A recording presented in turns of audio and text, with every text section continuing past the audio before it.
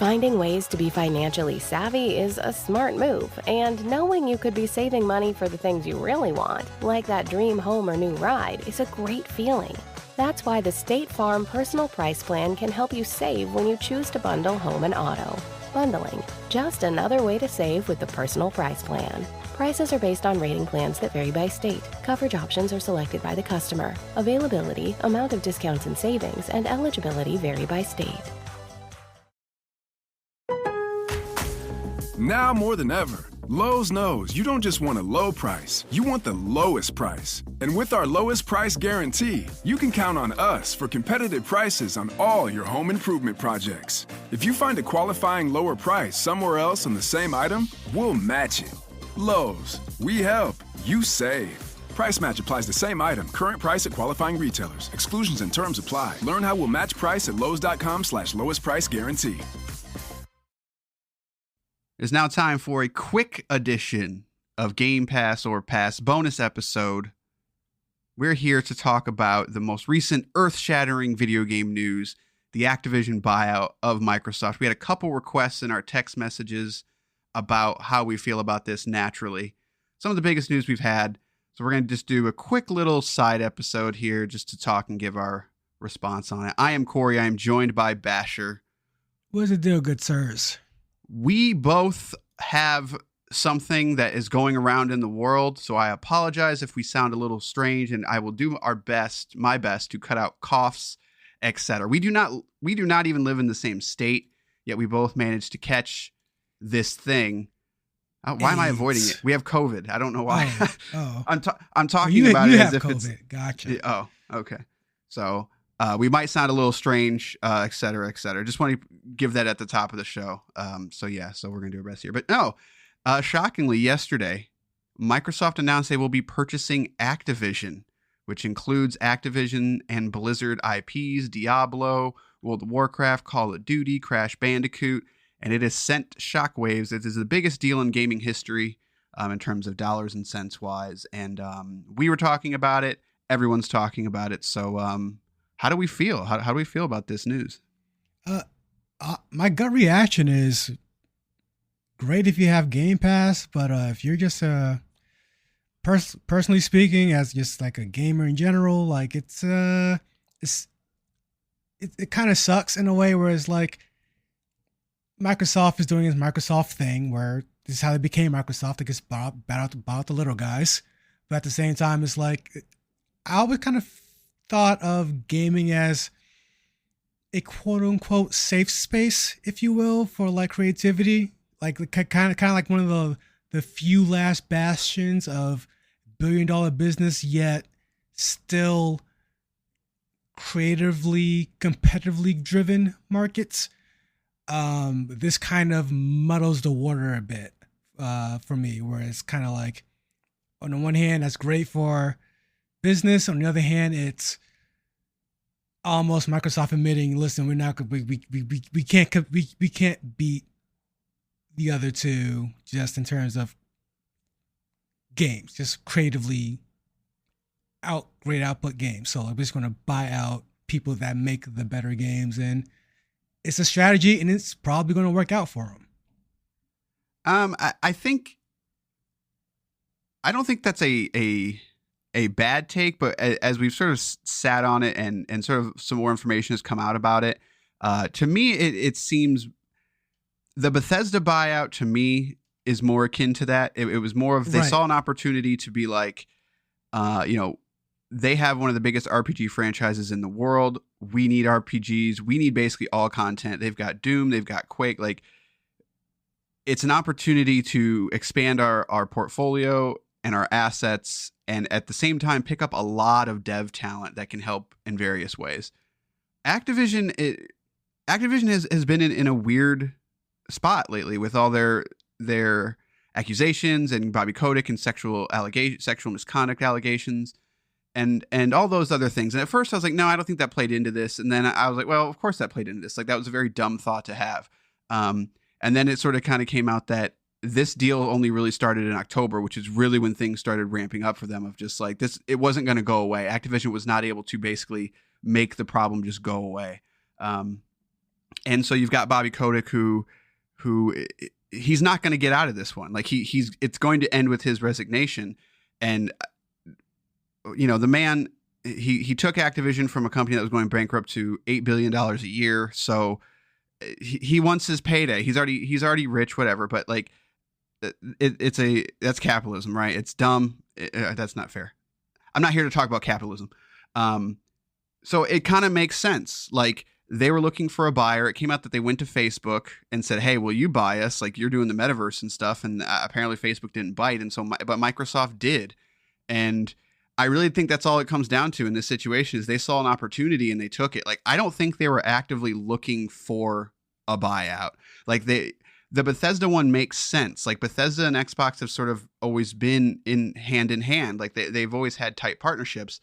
Besides Call of Duty selling best on Xbox 360 for a long time, Activision always goes where the money is.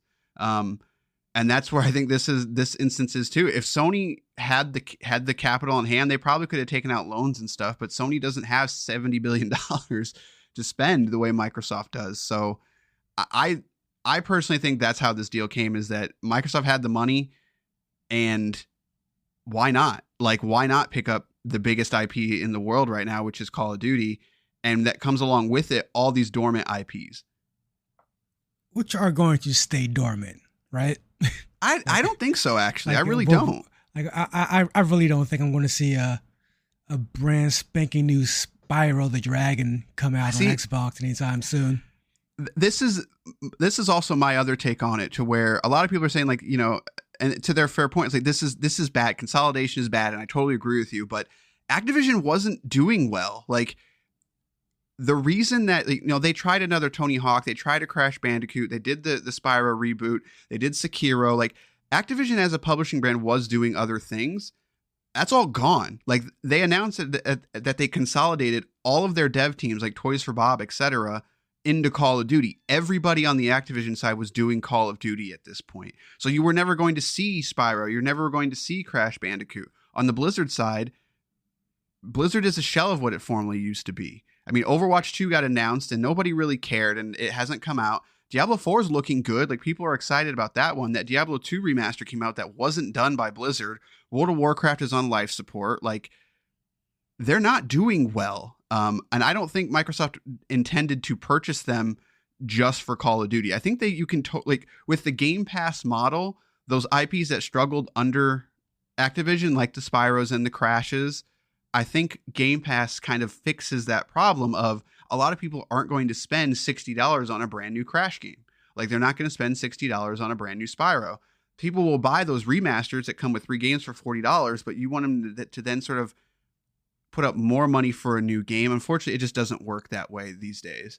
But when you throw in the Game Pass aspect of it, I think you will see those games come back. I don't think they're going to be AAA quality, but I think you will definitely see AA games featuring Spyro and Crash. Well, I think you're half right, half wishful thinking. Because the best case scenario for all of us is that Microsoft takes those 30-odd studios they claim they purchased years ago for this console, and then they apply those studios to these dormant IPs so that we can see these new old games come back out again. I just truly don't think that's going to happen. I think Microsoft is going to be fairly hands-off, and I think they should be. Excuse me. I don't feel like Microsoft has the greatest track record of being the best GM, if you will, of a gaming team. So I think they should just kind of stay hands off as much as they have been as they will be for Bethesda. And in that scenario, which I think is more likely than not, in that scenario, I feel like you're still going to get your Call of Duties. You're going to get your Overwatches, your anything that is already there that's sort of kind of selling, you're still going to get. I don't think we're going to see a revival on Game Pass like we should, however. I don't think they can be hands off in the way that they are with Bethesda, because Bethesda was already a well-oiled machine. Unless you are talking about Call of Duty, like that is the only product that they have reliably put out in the past, 5-6 years. So I think when it comes to Call of Duty, I don't think anything's going to change there, especially for the next 3 or 4 years, because those games are on a 3 dev cycle cadence to where 3 different major IPs. So like the deal doesn't close until next summer anyway. So the next 3 or 4 games are already going to be in development by that time. So I don't think you're going to see a change there. But all those rest of those IPs and those dev teams, I think you have to step in, and maybe not right away. Like maybe you keep them doing the side stuff and the QA and all that stuff for Call of Duty. But when it comes to like the Blizzard side, like I don't think you can just let them do what they're doing now because it's not working. Whereas when you look at Bethesda, it was working. Like, yes, they take a long time, but it's a proven method, I guess you could say. It works for them. But Activision's on fire. Like it's not working. I agree that it's not going to be right away. Like I don't think when next summer, when this closes, I don't think you have Phil Spencer going to Double Fine and saying, make Crash, something like that. Maybe they will. Maybe, you have someone like a Double Fine being able to make a Crash game, something like that. I think it will take time, but I don't think there's any way that this doesn't equate to them at least trying. I mean, we got a freaking Battletoads reboot, like, and the reason we got that, I think, is because of Game Pass. And I think an IP like a Crash is just so much stronger that you can't not. Plus you get the bragging rights of now you have Crash Bandicoot. You're absolutely right. And the reason I think it won't happen is because it makes so much sense. Like that's honestly the reason. I think, again, like that's the perfect storm of what needs to happen.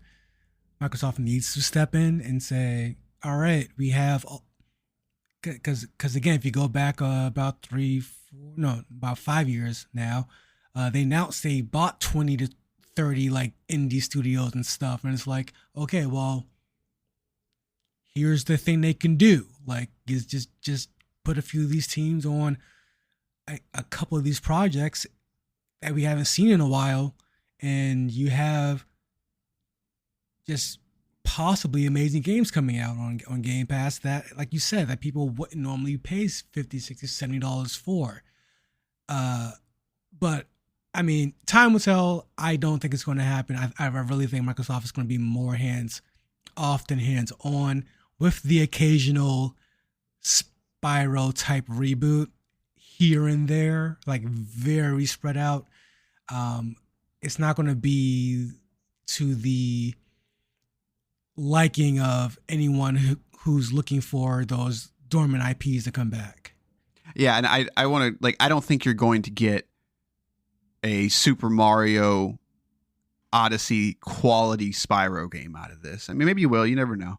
But I think you should, though. You should. But I don't think it's going to happen for the simple fact of, I take that back. I don't think it's going to happen unless, like, Game Pass has to hit like 40 to 50 million subs, which they did announce they hit 25 million. I think they have to hit 40 to 50, I'd say 45 to 50 million before, like, they're really going to start taking those big risks. Like, we are going to do a fully fledged, open world Spyro game. And because Game Pass mitigates a lot of that risk for them, because they still have income coming in, but I don't think they're there yet. Although I think this deal will definitely help them get there, because I don't think there's any way that the next Call of Duty, even though the deal isn't closed, does not launch on Game Pass this year. I think that's 100% happening, but I guess only time will tell on that one. But I guess that's the other part of this is, we had the similar situation or question when the Bethesda buyout happened. It was like, well, there's no way they're going to make Starfield exclusive, because think of all the money that they're going to lose out on. And now people are trying to say that with Call of Duty as well. It's like, well, they can't make it exclusive because they sell 10 to 15 million copies on PlayStation. And it's just like, you're not wrong, but you're also thinking short term, in my opinion. I think there is no way that Call of Duty ships on PlayStation following the buyout being complete of next year. and at the soonest, absolutely at the Right. soonest. At the latest, next generation, like it's 100% won't be. So like either way, it's going exclusive. Like it's just a matter of time. Like, do you want to do it once the buyout's complete, like in the ink's dry, or do they want to do it at the beginning of the next generation? I mean, I think it's going to be sooner than later, personally, just because why not? Like, again, like you're making that money back annually anyway, monthly even, anyway. And on top of that, not everyone who, because of I think because of the console shortage, not everyone who wants a new system has a new system. Like a lot of people don't. So when it comes to buying a new system, you're going to buy the one that has Call of Duty on it. So like, right. Well, and the Series S is the other part of this equation. Like the Series S is still, a lot of people just hate that little box, and it's just like, you don't get it, man. Like that is the Trojan horse, because even if you are a PlayStation fan, if you buy a PlayStation to only play exclusives on it, that's bad for Sony. Like they want you to play everything on it. So with Microsoft, that's the same thing. So if you buy a Series X just to play Call of Duty on it, that's not good for them. But if you buy a Series X or an S and get Game Pass and give them recurring revenue on it, that is a win for them. So then when you have deals like this, like the Series S, it's like, even if you're a hardcore gamer or you're a casual gamer, and you can go into a store, and right now they're $2.99, but there's going to be sales, and eventually it will drop in price. It's like $2.49, and then I have to pay only $10 a month to play the newest Call of Duty plus whatever's coming out. Like, it is very quickly becoming clear, which is what many people have been saying. It's like Game Pass is the long-term play here, and this is just one step further into Microsoft's strong-arming and being like, look, Sony and Nintendo, you're going to have to play nice with us because we own everything. Like it's a scary thought, but it's a true thought of, if you want Call of Duty, guess what? You're now going to have to support Game Pass. That's the only way you're going to get it. Like, and so eventually they have to give in. Yeah, like, and it might be just that too. It might get to that extreme. Like at this point, I foresee Game Pass getting to a point where it is essentially Xbox Gold in a way, where it's like when you buy the system, you almost are going to have Game Pass, right? If not flat out, it's stupid to not have it. Like right now, it's stupid not to have it. But I think it's going to get to a point where if you want to play anything on this system, you need to have Game Pass. Like almost like literally, if you want to play it, you have to buy the console and Game Pass. And as scary as that sounds, like what are you going to do? But I mean, if they wanted to play that game, like what would you do? Right, it's scary, but at the same time, like they also can't force it. Like we say force it, but I mean more like the consumer is going to drive it, right? The consumer is ultimately in charge here, because if they buy the console and they're not playing anything on it, then Microsoft's not winning, and then they're not going to buy the next console. People are buying Series S's and they're buying Series X's as well as PlayStation 5. Like PlayStation is still winning here. Like they still are selling more consoles than the competition, but like that's not the only game that's at play here anymore. That's not all it's about. And the consumers did the same thing with video, and they said that they want, Netflix took off because people buy it. Like it's the same thing. If people keep buying Game Pass, it's going to force Sony and Nintendo to start playing ball. And Nintendo already basically is. They just, there's been rumors that have a lot of weight of saying, like, there's been talks about putting some type of Game Pass onto Nintendo. It just hasn't got there yet. Like the negotiations they're not going bad. It just, the timing isn't there yet, but it's only a matter of time to where if Sony can't always ignore it, like at some point you have to play ball, and you're going to have to make a deal that makes sense for you. If they think they don't need it, great. Like again, but we're talking years down the line here. Like Sony does not need to go into panic mode or anything like that. They're going to be fine. Their bread and butter right now is their first party studios. And then people are playing Fortnite. They're playing Warzone. They're playing these free to play games that are not going to go anywhere. And they're buying things on them. That's the goal. But long term, Microsoft has 32 studios now, 32 studios making content. eventually Game Pass will get to that point of it's like every month to 2 months, maybe even sooner, you're going to have a new game from Microsoft. And it might not be a AAA game, but when you have 32 studios, your cadence of release is going to be very frequent. And that's when it starts getting to the point it's like, we can't ignore this anymore. We want a cut of this basically. So that's just my take though. No, I agree. It's long-term play is going to be the most eye-opening play. I think Sony has well enough up its sleeve over there to not panic mode now or even later. Right. They're smart. They're very smart. They will figure it out. Yeah, absolutely. I mean, like, because people forget a lot. It's like you said, people forget a lot about the other streams of revenue. Like SOE is like what 40% of the business. I think. I think it's even more now, but yeah, like so, like they're absolutely fine. It's just a matter of what will the narrative be in the next 5 to 10 years? Will PlayStation still be synonymous with gaming the way it is now? And if not, will Sony be okay with that, or will they try their best to fight that? It's going to be a very interesting case, but no matter what happens, if you're a Sony gamer, you're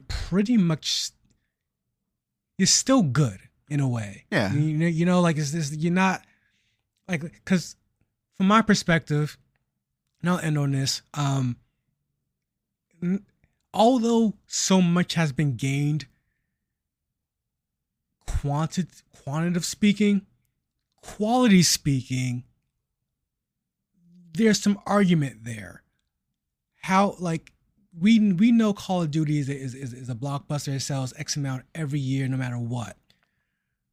But a lot of gamers have kind of woken up and realized what's going on with other companies. Like, we thought Bethesda was huge, but when you think about it, do you really play Rage? Like, do you really play all these? Yes. That's the wrong answer. I played Rage and Rage 2. You did not play both those games. I didn't even know there was a Rage 2. Like, are you really hyped for Dishonored 3 or something? Like, you know, like, it's like, and we know, like, if once they announce Fallout, it's gonna be like, okay, wait a minute, pause. Right. We've been here before. Like, and we know once they announce, or they already announced it, but once the new Elder Scrolls come out, you know you're gonna play the, you know they're going to kind of probably re-release that, like GTA re-release it, like Rockstar re-releases GTA. It's a lot of stuff to hold, but at the same time, like, is it good stuff to hold? Same thing with the kind of the Activision buyout. If you're a Sony gamer, like, are you a Sony gamer because you get to also play Call of Duty? Or are you okay with that leaving? Because, like you said earlier, Activision only really has 2-3 games that really knocks out the park for them every year, or guaranteed. So some people, I saw people mentioning Overwatch being a huge loss, but if you ask people playing Overwatch right now, they're not happy. Overwatch fans aren't happy. Yeah, they're not really stressing it.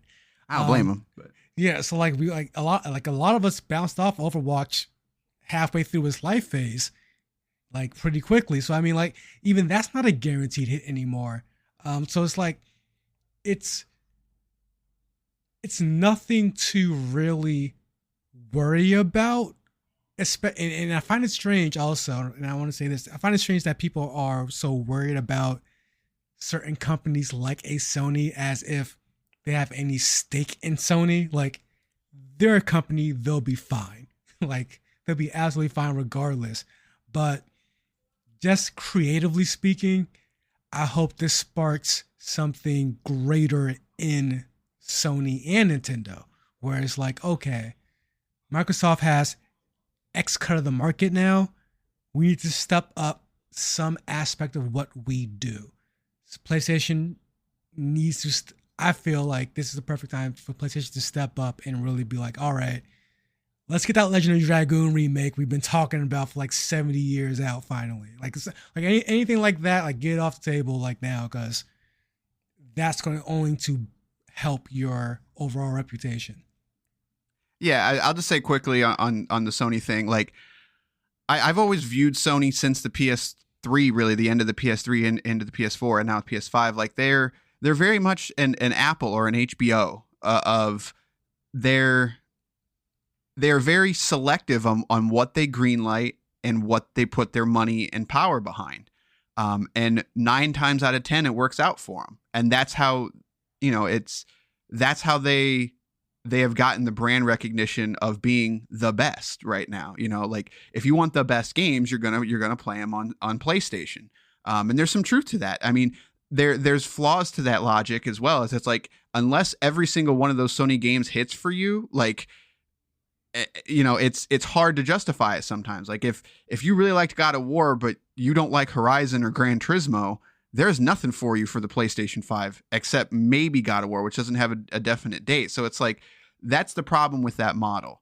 I'm someone who I'm very eclectic and most of their games hit for me, but so I'd like to see them branch out in that way. I want to see some more multiplayer stuff from them, and I want to see them greenlight some new stuff. Like, their big 3 games coming out this year, Gran Turismo, Horizon, and God of War. Those are all IPs we already know, which is not a problem. Like Horizon is only, it's a newer IP, but I'm more just saying that they need to keep doing what they're doing, and that's what they're going to do. Like they're going to keep buying smaller studios and then using them to leverage to create new IP and do basically exactly how they got there. I don't see that as a problem. Let's go. Return to PS2 model. Everything, like literally everything. It comes through like what game is this? Like I don't know what this is. Like I can't even read the name. It's in a different language. Like parappa to rappa. Like release it. Let's do it. Let's do it all the way. All right, that's gonna do it. We said we're gonna be 20 minutes. We're over that. So just want to give a quick shout out. Thanks for the text messages on that. We got one more other text message, but we're gonna roll that into the next episode. If you're hearing this now, I'm gonna announce at the beginning. Try that again. Announce this at the beginning of the next episode. This will be going live the same time, give or take a couple hours, as our new episode. This is just a bonus. So, all right, you will see us next time. We're going to be talking about Archvale. Good day, sirs.